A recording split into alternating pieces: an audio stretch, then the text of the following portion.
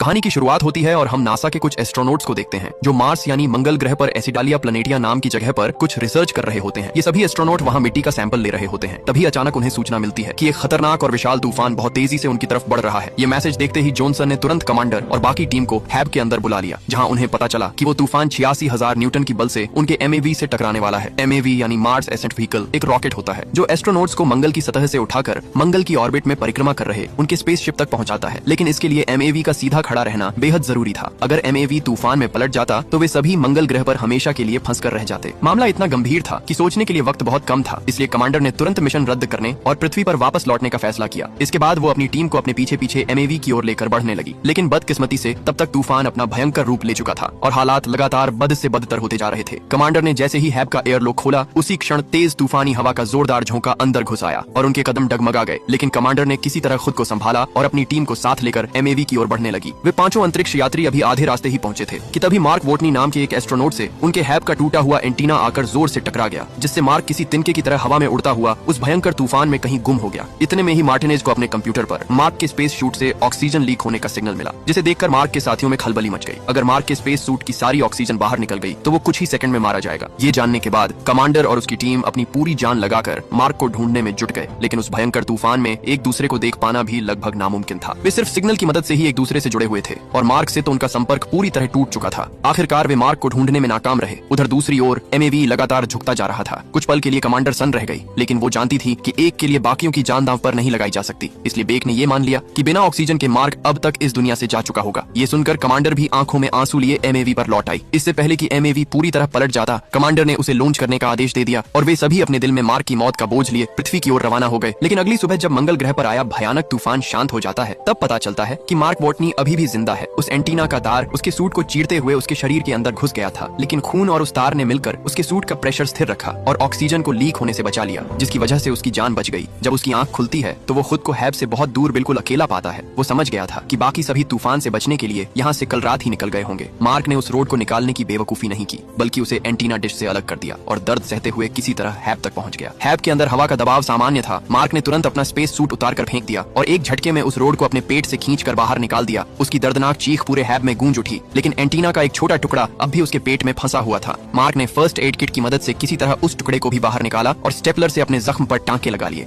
उस असहनीय दर्द ने मार्क के दिमाग को झकझोर कर रख दिया था। लेकिन ये तो बस शुरुआत थी। मार्क के लिए मुसीबतों का असली सिलसिला अब शुरू होने वाला था, क्योंकि वो मंगल ग्रह के बीहड़ रेगिस्तान में बिल्कुल अकेला फंस चुका था। जिस डिश से मार्क टकराया था वो कम्युनिकेशन सैटेलाइट डिश थी, जो अब पूरी तरह नष्ट हो चुकी थी। इस वजह से मार्क ना तो अपने साथियों से संपर्क कर सकता था और ना ही नासा से, और अगर किस्मत से उसका संपर्क नासा से हो भी जाता तो मंगल ग्रह तक कोई भी मदद पहुंचाने में नासा को कम से कम 4 साल का समय लगेगा। और इस वक्त मार्क जिस हैब में खुद को सुरक्षित महसूस कर रहा था, उसे सिर्फ 31 दिन तक टिकने के लिए बनाया गया था। अगर उससे पहले ऑक्सीजन मशीन खराब हो जाती है तो मार्क दम घुटने से मर जाएगा। अगर वाटर रिक्लेमर यानी पानी साफ करने वाली मशीन खराब हो जाती है तो वो प्यास से मर जाएगा। लेकिन अगर किसी चमत्कार से हैब ज्यादा दिन तक टिक भी जाता है और कोई दुर्घटना भी नहीं होती, तब भी मार्क के पास इतना खाना नहीं है कि वो 4 साल तक जिंदा रह सके। अब हर हाल में मार्क का मरना तय ही लग रहा था। ये सोचकर वो मायूस हो गया। उसने ये सारी बातें अपने कंप्यूटर जर्नल में रिकॉर्ड की और आखिरकार मौत के इंतजार में एक जगह बैठ गया। अगले 2 दिनों तक वहाँ तूफान का कहर जारी रहा। इस बीच मार्क को हर पल मौत का खौफ सताता रहा। वो अब समझ चुका था कि उसका यहाँ मरना तय है, क्योंकि उसके पास पर्याप्त मात्रा में खाना और पानी नहीं है और न ही नासा से संपर्क करने का कोई तरीका। तभी उसने ठान लिया कि मैं बिना कोशिश किए यूं ही मंगल ग्रह पर मरने वाला नहीं हूँ। इसलिए उसने कुछ ऐसा सोचा जो पहले कभी किसी ने नहीं किया। मार्क ने एक सर्वाइवल प्लान बनाया, जिसमें उसने सोचा कि वो नासा के एरिस 4 मिशन का इंतजार करेगा और जब वो मार्स पर आएगा तब मार्क उनके साथ ही वापस चला जाएगा। लेकिन एरिस 4 मिशन को लॉन्च होने में अभी 4 साल बाकी थे और इतने दिन तक जिंदा रहने के उसे खाना चाहिए। इसीलिए अपने पास मौजूद खाने की लिस्ट तैयार करने लगा। मार्क और उसके साथियों का खाना मिलाकर उसके पास केवल इतना ही खाना बचा था जिसे वो लगभग 1 साल तक ही चला सकता था, पर उसे तो 4 साल तक सरवाइव करना था। ये देखकर मार्क को कुछ समझ में नहीं आ रहा था कि अब करें तो करें क्या। तभी उसकी नजर आलू पर जाती है और उसके दिमाग में एक आइडिया आता है। इसीलिए वो एक बड़ा फैसला लेता है कि वो मंगल ग्रह की इस बंजर जमीन पर खेती शुरू करेगा। उसके पास कुछ आलू उपलब्ध होते हैं और वो इन्हीं आलू को उगाने का प्लान बनाता है। लेकिन मिट्टी को उपजाऊ और फर्टाइल बनाने के लिए उसे ढेर सारे पानी की जरूरत पड़ने वाली है और मंगल ग्रह पर तो पानी का नामो निशान तक नहीं है। मार्क एक प्रोफेशनल बोटनिस्ट है, इसीलिए उसे अच्छी तरह पता है कि फसल को उगाने के लिए किन किन चीजों की आवश्यकता पड़ती है। वो अब मंगल पर खेती शुरू करने की पूरी तैयारी में जुट जाता है। वोटनी पहले एक जगह पर ढेर सारी मिट्टी इकट्ठी करता है और उसने उस जगह को खेत जैसी जमीन में बदल दिया। उस जमीन को उपजाऊ बनाने के लिए मार्क ह्यूमन वेस्ट यानी एस्ट्रोनॉट्स का मल ले आया, जिसकी बदबू बेहद खतरनाक थी। लेकिन मार्क ने उसे भी सहते हुए उससे खाद तैयार कर ली। फिर उसने आलुओं को 2 टुकड़ों में बांटा और उन्हें खाद के साथ जमीन में बो दिया ताकि वे उग सकें। लेकिन अब उसे पानी तैयार करना था। अच्छी बात ये थी कि मार्क को पता था पानी कैसे बनाया जा सकता है। हाइड्रोजन और ऑक्सीजन को मिलाकर जलाने से पानी बनता है और इस काम को करने के लिए वोटनी के पास जरूरी सारे साधन मौजूद थे। जब वो पहली बार हाइड्रोजन में ऑक्सीजन मिलाता है तो एक जबरदस्त विस्फोट हो जाता है, क्योंकि वो कमरे में मौजूद ऑक्सीजन की मात्रा को कैलकुलेट नहीं करता जो उसकी सांसों से लगातार निकलती रहती है। लेकिन अगली बार वो हाइड्रोजन और ऑक्सीजन को सही अनुपात में मिलाकर जलाने में सफल हो जाता है और अब वहाँ पानी बनना शुरू हो जाता है। दरअसल इस प्रक्रिया से वाष्पीकरण होता है, जिससे वहाँ पर पानी की छोटी छोटी बूंदे बनने लगती हैं और उसकी मिट्टी को जितने पानी की जरूरत होती है वहाँ पर पानी तैयार हो जाता है और कुछ दिनों के बाद वहाँ पर पहला पौधा अंकुरित होता है, जिसे देखकर मार्क को बहुत ज्यादा खुशी मिलती है। वहीं दूसरी तरफ पृथ्वी पर नासा ने मीडिया को ये बता दिया कि मार्क वोटनी अब इस दुनिया में नहीं रहे। पूरी दुनिया में ये खबर आग की तरह फैल गई और उसका अंतिम संस्कार भी कर दिया गया। इसके बाद अगले दिन विंसेंट को दिखाया जाता है, जो नासा के कार्यालय पहुंचकर नासा के डायरेक्टर से सैटेलाइट को मिशन एरिस 3 की तरफ मोड़ने को कहते हैं। लेकिन डायरेक्टर टेडी उन्हें ऐसा करने से मना कर देते हैं, क्योंकि अगर उन्होंने ऐसा किया तो मार्क वोटनी की लाश पूरी दुनिया के सामने दिखाई पड़ सकती थी। इससे नासा की इमेज खराब हो सकती थी और आने वाले मिशनों के लिए फंड जुटाने में भी मुश्किलें आ सकती थी। लेकिन विंसेंट हार मानने वाले नहीं थे। उन्होंने एरिस 3 मिशन एरिया के कोऑर्डिनेट्स यानी मिंडी पार्क को भेजा। मिंडी एक सैटेलाइट एक्सपर्ट है। जब सैटेलाइट कैमरा उनके बताए कोऑर्डिनेट्स की तरफ किया तो मिंडी हैरान रह गई। वो देखती है कि वहाँ पर उनके जो इक्विपमेंट थे वे एक जगह से दूसरी जगह शिफ्ट किए गए हैं, साथ ही रोवर भी अपनी जगह से हटा दिया गया था। ये देखकर उसे यकीन हो जाता है कि मार्क अभी भी जिंदा है। वो तुरंत मार्स प्रोग्राम के हेड विंसेंट को बुलाती है और पूरी हालत बताती है। विंसेंट ये जानकारी नासा के डायरेक्टर टेडी सैंडर्स को भी बता देते हैं। डायरेक्टर इसे ये कहकर टालने की कोशिश करते हैं कि शायद तूफान की वजह से ऐसा हुआ होगा, लेकिन विंसेंट उसे बताता है कि सोलर पैनल्स को भी साफ किया गया है। इसे देखकर डायरेक्टर को भी यकीन हो जाता है कि मार्क मरा नहीं है और अभी जिंदा है। ये खबर उन्हें उलझन में डाल देती है, क्योंकि मार्क की मौत की खबर पूरी दुनिया में फैल चुकी है और उसका अंतिम संस्कार भी हो चुका है। अब नासा किस मुंह से मीडिया के सामने ये कहेगा कि मार्क वोटनी अभी भी जिंदा है? तब वे सभी लोग ये फैसला करते हैं कि इस खबर को मीडिया को बता देंगे, लेकिन हरमीज में पृथ्वी पर आ रहे बाकी क्रू को इसकी जानकारी नहीं दी जाएगी, ताकि ये सुनकर उन्हें दुख न हो और वे इस गिल्ट में न रहे कि उन्होंने मार्क को मंगल पर मरने के लिए अकेला छोड़ दिया है। उधर मार्क को अब मंगल ग्रह पर फंसे 70 दिन बीत चुके थे। अब तक उसने खाने और पानी का बंदोबस्त तो कर लिया था, पर अब उसे मंगल ग्रह से निकलने की प्लानिंग बनानी थी। मार्क को ये बात अच्छी तरह पता था कि नासा का अगला एरिस 4 मिशन अब से ठीक 4 साल बाद शिया पर्ली क्रेटर पर लैंड करेगा। लेकिन समस्या ये थी कि उसकी वर्तमान लोकेशन से लगभग 3200 किलोमीटर की दूरी पर थी। मंगल से जीवित निकलने का अब उसके पास यही एक रास्ता था कि उसे किसी तरह 4 साल बाद उस स्थान पर पहुंचना होगा। मार्क ने कैलकुलेशन की कि वहां तक पहुंचने में उसे लगभग 50 दिन का समय लगेगा। उसने फौरन अपनी तैयारियां शुरू कर दी। उसके पास एक रोवर था जो चलने की हालत में नहीं था, लेकिन मार्क ने अपना साइंटिफिक दिमाग लगाया। उसने खराब रोवर के जरूरी पार्ट्स निकालकर दूसरे वर्किंग रोवर में फिट कर दिए। इस मॉडिफिकेशन के बाद अब उसका रोवर इतनी लंबी दूरी का सफर तय करने के काबिल बन चुका था। लेकिन अब उसके सामने एक और नई समस्या